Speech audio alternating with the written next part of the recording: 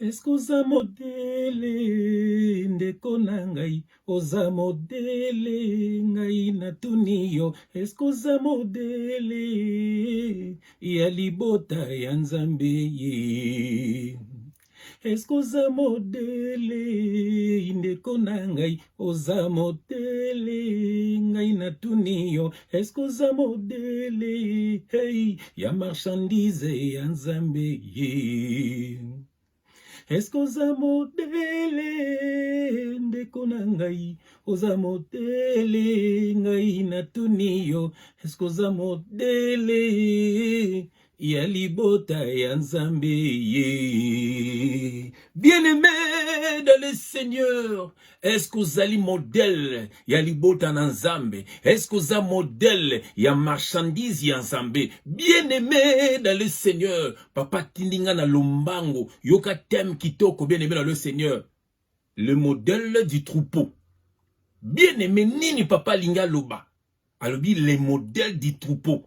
Ah, bien-aimé, aux adresses, il y a bien des konangaï. Ici, nous ne prêchons pas les Écritures, mais nous prêchons ce qui est caché derrière les Écritures. Scandale de konanga pour les païens. Batombo kakaton bayo kakabiso. Bango bazana besoin ya mbongo ya batu. Bana besoin ya bakabumoko charnel. Bana besoin ya koliate pona Nzambe. Mutatindi bango pa azate. Bana besoin na lala kana mebele pona Nzambe. Mutatindi bango pa azate. Ok, yesu asoni yoso ni kulusu bien-aimé. Et l'oko Nzamba senga kabiso bela repentance bien-aimé dans le Seigneur. Et voilà le message pour mutake na royaume. Yango yoka ba thème kitoko papa pesi. Bien-aimé, pour côté dans le royaume, il faut que le modèle y a troupeau, bien-aimé dans le Seigneur. Modèle y a troupeau la kisinini. Bien-aimé, même dans mokili, ba maman bate kaka nguba. Bien-aimé, pour somba nguba, il faut meka modèle. Alléluia.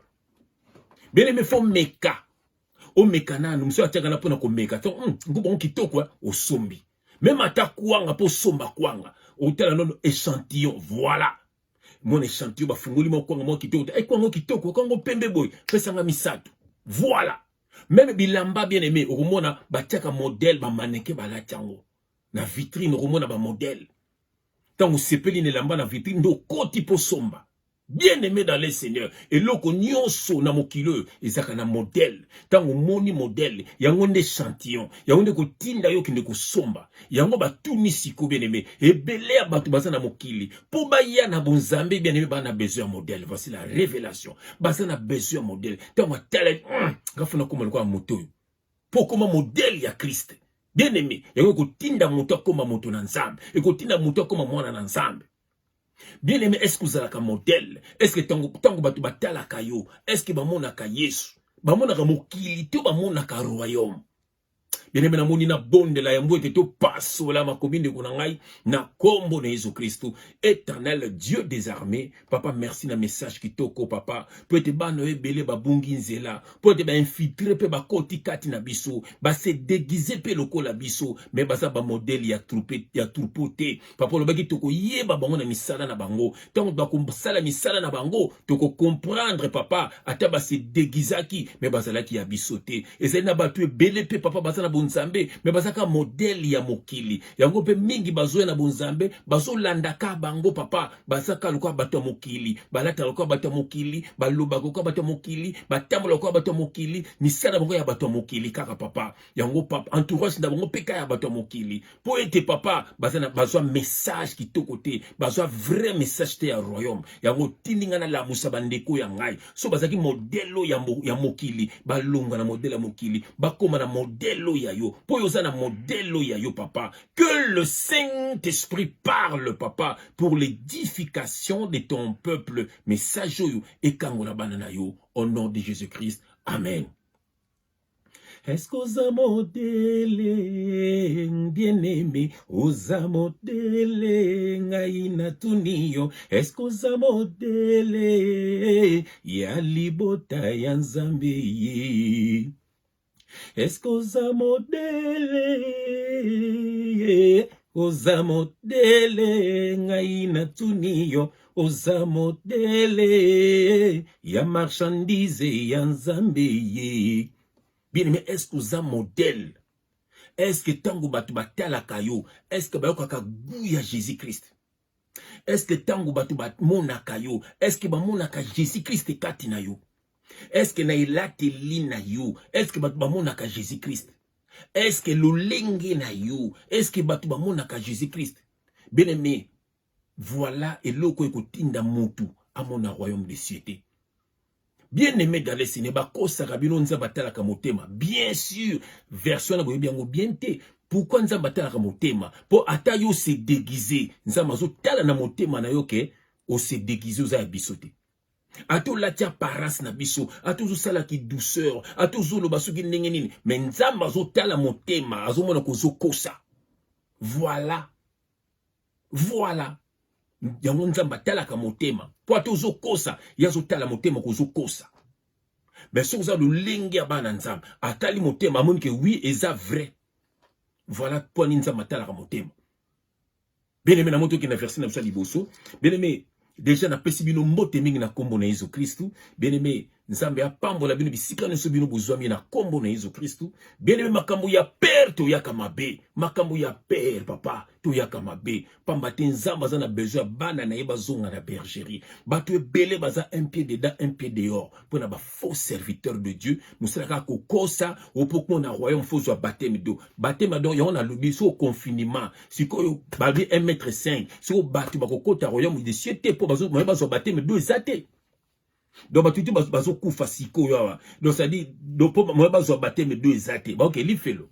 Ba kosibino. Nous sommes au temps de la grâce. Nous sommes au temps de l'esprit. Maintenant, c'est Jésus-Christ lui-même qui travaille. C'est lui-même qui baptise. Le baptême d'eau, bien aimé, le baptême d'eau, c'était la loi de Moïse. C'était Jean-Baptiste. C'était l'ombre de Jésus-Christ. Bien aimé, maintenant nous sommes au baptême du Saint-Esprit. C'est-à-dire, il va te baptiser du Saint-Esprit. Akopakolo mafuta wana, yango de Saint-Esprit. Ma foute est spirituelle. Exactement, ma foute physique de basope la rabino. Non, non. Ma foute en ancienne alliance. Et ça représentait le Saint-Esprit. Et oui, mon abi, je répandrai de mon esprit sur toute chair. Il y en a qui sopelo, ma foute en a qui est le Saint-Esprit. C'est spirituel, bien aimé. C'est spirituel. Et puis, à baptiser du baptême de feu. Baptême de feu et là, qui brisement. Et bende peut kota na moto basa la bakiti, il fait kota na moto pour batailler yango. Donc ça dit biso toza di beno to koti na moto qui est le feu spirituel. Au mona mutatiki batsoko, mutalongole lo yenga zalaki nango, mutatiki kindumba, mutatiki lokuta, mutatiki escroquerie, mutatiki milangwa, mutatiki via ba sortie inutile, mutakomisko mwana nzamba akomi modèle. Bien aimé, est-ce que ça modèle? Est-ce que ça modèle? Ngai na tuniyo. Bien aimé, au côté royaume de Sindingini sous un modèle tel que mokilo. Sous un modèle ya Christ était. Tant Satan ya kazo tala yo bien aimé, azo mona mona na ye. O lata loko la bana na ye. O lata loko ba misia mokile. O lata loko la batu bazana loyingi. Tant Satan zo mona bana na ye. Yango azo kota na ba vie na bino, azo détruire ma bana na bino, bozo fungola ba porte bino moko. Bien aimé mona nzambe, azala salité te. Mais à la terre, encore bateau mokilité. Bien moko mona, to koti magasin moko, mais to sombi bilamba mon côté. Il faut ça un modèle, le lingue na yo, il faut ça un modèle. To ken la verset na seul bosso bien aimé. Bien aimé tout ça dans 1 Pierre chapitre 5 verset 2 à 3. 1 Pierre chapitre 5 verset 2 à 3. J'ai lu au nom de Jésus-Christ. Bien aimé yoka. Paissez le troupeau. Voilà, le troupeau, ça veut dire l'église. Église bâtimentée, corps de Christ, ça veut dire nous les chrétiens, nous les disciples de Jésus-Christ, nous les enfants de Dieu. Babi, paissez les troupeaux. Dans la nouvelle alliance, nous tous sommes ensemble. Paître les troupeaux, là, si teya bango, sunga bango, donc to teya nato sungana. Donc, yo papa, yo faut teya banana yo, faut teya mwasi na yo. Yo pe maman, faut teya banana yo. Voilà.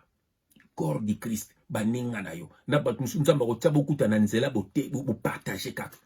Muntu muso amonika lo lenge no abongwami. Na kuta na ndeko moko na gare du midi. Atalinga aleli, albi je vois la gloire de Dieu. Donc na teye na apparence nanga, amoninga ya kala, na ya sikalbi non, c'est deux personnes différentes. Bien-aimé.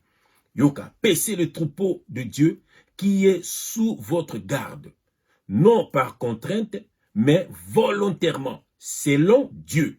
Voilà. Non selon un homme. Yoka. Non pour un gain sordide, voilà, mais avec dévouement. Verset 3. non comme dominant sur eux, ne ba dominaka bino na ba faux serviteurs de Dieu, yoka, non comme dominant sur eux, sur ceux qui vous sont échus, en partage, mais en étant les modèles du troupeau. Mais en étant les modèles du troupeau. Je répète encore, mais en étant les modèles du troupeau. Ndekunanga fuzala modèle ya troupeau. Et ça n'a pas te belé bazo na bonzambe. Mais tellement bazo mona ba faux serviteur de Dieu na ba tchoko. Tous na ba chrétien le loup na ba tchoko. Et ça ba maman soi-disant ba servante de Dieu. Ta la périque loko la mami wata. Mais comment yo bengi servante de Dieu? Toujours tala ba chanteuse na mokili. Toujours tala ba danseuse na mokili. Toujours tala ba sataniste na mokili. Bozana ba mesh ndenge moko. Ba mami wata. Hein? Ba Jézabel. Comment yo bengi servante de Dieu? Tchoko. Tala souki. C'est que oleka na baptême de feuté. Ozwa brismate. C'est que oza modèle ya mokili. Comment memi modèle ya mokili na lingomba bananzam. Ndeko nanga okenda faire. Balabi awani na verset 3. Non comme dominant sur ceux qui vous sont échus en partage, mais en étant les modèles du troupeau. Bien aimé, il faut la modèle ya troupeau. Mutu pas somba kwanga aliko ka modèle, aliko ka échantillon. Atan akongo kitoko pesa ngata misato. Mutu pas somba nguba, ako meka nguba. Moi chanteuse alaka ngubo kitoko asombi nguba. Mutu pas yana bonzambe bien aimé, il faut être la modèle. Nokita kotika ka lolenge ya zalaki. Yango na 2 Corinthiens chapitre 5 verset 17 na bandelango tongo midi pe pourquoi. Le lobanzambe le biboye. Si vous êtes en Christ, vous êtes une nouvelle créature. Les choses anciennes sont passées. Voici toutes les choses sont devenues nouvelles. Bien aimé, tant Satan ayaka kotala yo. Tant bato na deuxième monde ba osa incantation na kombo na yo. Tant batini la ko milimo mabe, tant milimo mabe yaka eloko libusu talaka bien aimé soko za ne loko na bango. Soko za ka ne loko na bango, eza porte d'entrée. Ba kota na vie na yo, ba détruire bana na yo, ba détruire libana na yo, ba détruire santé na yo. Yango faut ko kanga ba porte. Yango ko imiter bango te. Imiter bato baza na bonzambe. Po baza modèle ya Christ. Tokotanga yango bien aimé. Tokotanga yango naza na Philippiens, voilà, Philippiens chapitre 3 verset 17. J'ai lu au nom de Jésus-Christ bien aimé yoka, zwaka ba verset de konanga. Soyez tous mes imitateurs. Ici c'est Paul qui parle. À lui, soyez tous mes imitateurs. Frères, et portez les regards sur ceux qui marchent selon le modèle que vous avez en nous. Bien aimé na bandeli. Soyez tous mes imitateurs, frères, et portez les regards sur ceux qui marchent selon le modèle que vous avez en nous. Yoka awa, bien aimé, on a 1 Corinthiens chapitre 11. 1 Corinthiens chapitre 11, bien aimé, yoka, on a verset 1. J'ai lu au nom de Jésus-Christ. Ici, c'est Paul toujours qui parle. Soyez mes imitateurs comme je le suis moi-même de Christ.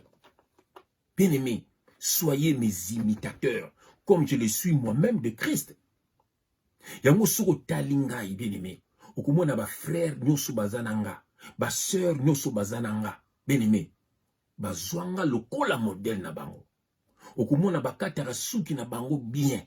Baza bato mindeluté. Okumona bango ba tchaka tchokote. Okumona bango na loyengite. Okumona bango ba melaka diambate. Okumona ba melaka basanga nkachetite. Okumona bango ba hypocrite. Parce ngana za hypocrite. Bien aimé mingi pe na kabona na bango. Na kabona na ba sœur rebelle pe na ba frère rebelle po bazalaki ba hypocrite. Bien aimé ngai na za tantôt plutôt ti. Na za ni chaud ni froidé.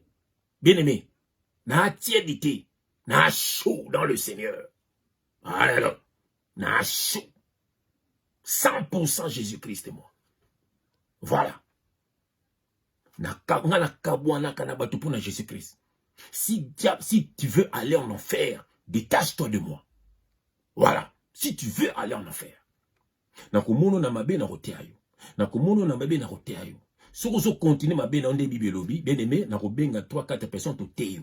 Ce que sont côté dans ma baie, bien aimé, le banza belobi, to considéré le cola païen. Alors pour nabi souza païen. Aux gens qui ont scandale. Ozwa na ba choko na yo, na ba mesh na yo, suko linginin, bato suko balanda yo. Yo frère nanga, yo sœur nanga. On a connu des frères comme ça.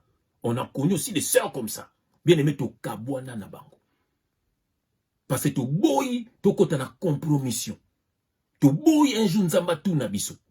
To boy un jour batu bazo tala biso, bien aimé, ba betisa mama baku. Yango frère nanga, yango sœur nanga.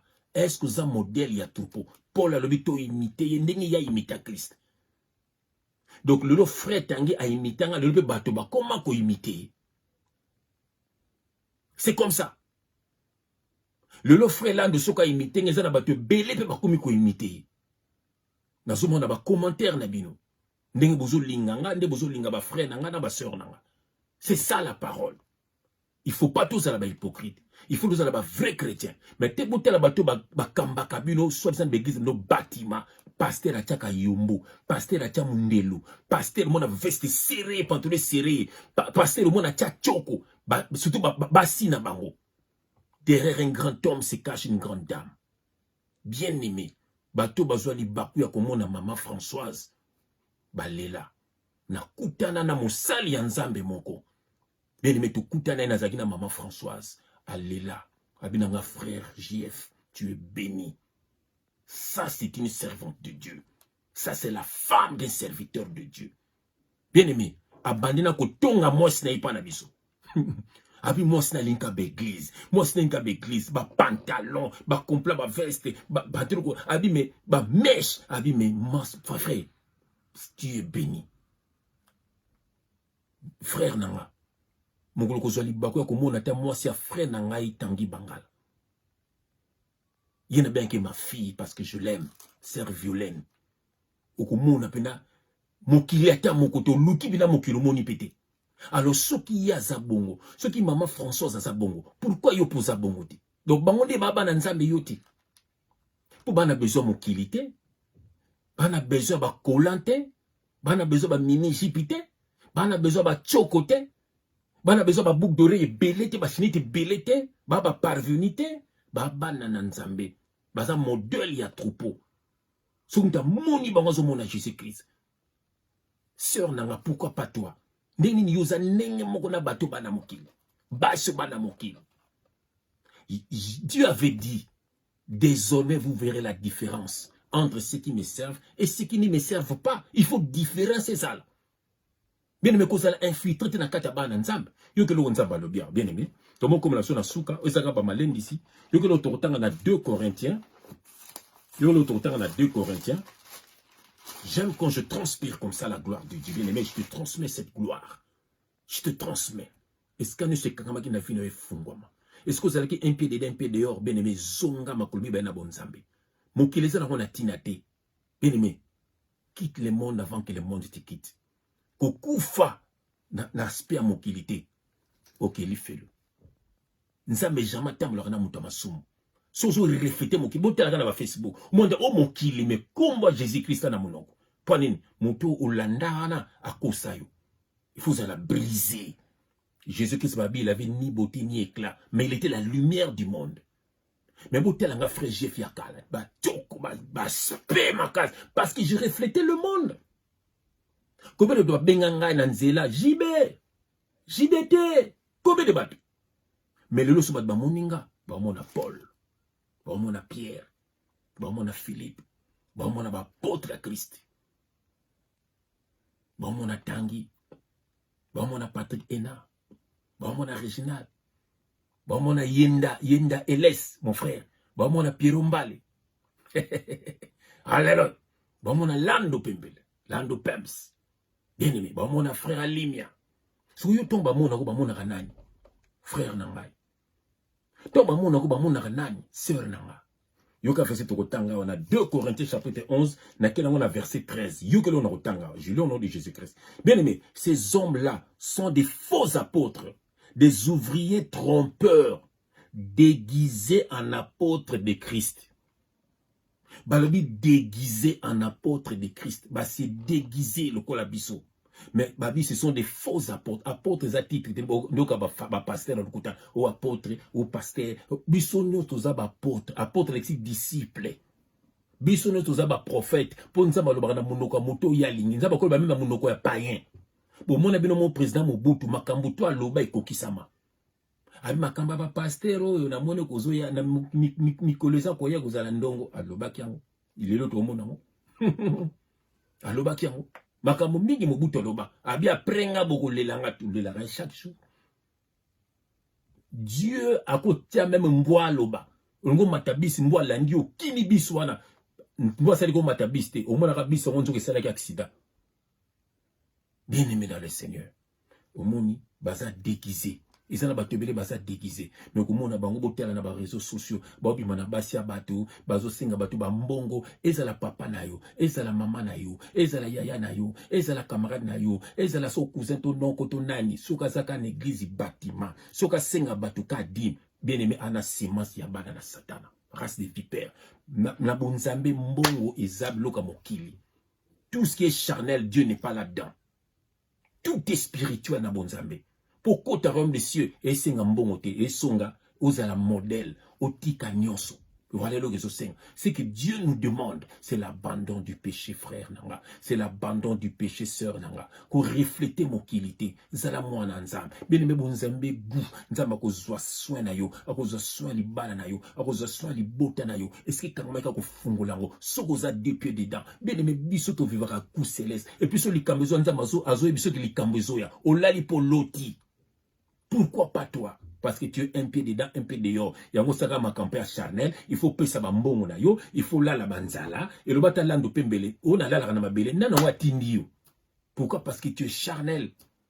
Parce que tu es charnel. Mindela basa makambo wana te, mboka na bongeza kitoko. Biso les pauvreté à mboka na biso, ba politicien mi yibi, ba musicien mi yibi, ba pasteur mi yibi, mutu nyonso za mu yibi, alo mutu nyonso komaka bisenga senga, kokumisaka ba tutoko medi poko na ba réseaux sociaux, yango siko ale et affecté biso nyonso na bonzambe, ale ko bifona konda ba jeune, fona sala boye pona bala, mundela asala biloko na ta bala kasuka lingi, asala mamsoka liso pa limpe la bali na yete. Mona 18 ans que na ba job étudiant za pe na voiture na ye, et c'est belé na poto. Comment même la banane n'a bon. Bien aimé, est-ce que vous avez un modèle y a troupeau? Bien aimé, vous avez un modèle y a troupeau. Le banzambe, le biso, ça scandale na bonzambe. Bien aimé, ça scandale pour na bat au côté royaume de cité. Est-ce que batu belé ba imita kayo? Bien aimé, soukoye bakate. Aïe na bonzambe, mais tant au monde n'gaza le quoi, y pas tela, ba azaka na quoi mokile. Bien aimé, nzamba otuno amwana. Est-ce que bien? Le banzambe, le bi vomi au côté royaume de cité, le boko moko. Omoni ata lo kata loboko kata esikezo memo na kufa kata loboko tobola liswana et la kisi était péché wana kabona nango pote okota na royaume des cieux. Mais me voilà message papa pesenga na pesayo. La question que je nous pose, est-ce que ça modèle à troupeau ngana béticité na za modèle ya troupeau pour na mona ka mutu nyonso to pa ka pembe nanga alinga koma lokwanga akoma boy ngapele ngokoma lokwa bango. Siko yo ndeko so landanga. Est-ce que bana na yo baza modèle à troupeau? Est-ce que yo moko oza modèle à troupeau? Est-ce que bato partage na bango? Est-ce que bamona ko modèle à troupeau? Keba ko pengu sa batute pour nzamba ko tuno ba amwana. Nzamba sunga yo okoma modèle à troupeau. Nous sommes même dans mokile za la briser au nom de Jésus-Christ. Que Dieu vous bénisse, que Dieu vous visite au nom de Jésus-Christ. Amen.